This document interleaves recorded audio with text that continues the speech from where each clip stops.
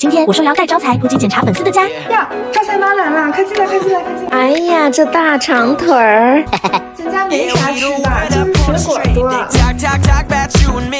哎，这个，哎，家里来客人了呀！哎，等一下，这个苹果坏了，我给你换一个吧。换这个，我给你削吧。这是来找私房钱的。都说没有了，还让别人白跑一趟。强装镇定啊，不麻烦不麻烦。哎，招财，你找到私房钱啦？招财一定是闻到香味儿了。快炫我嘴里！你们先聊，让我先去忙。做贼心虚。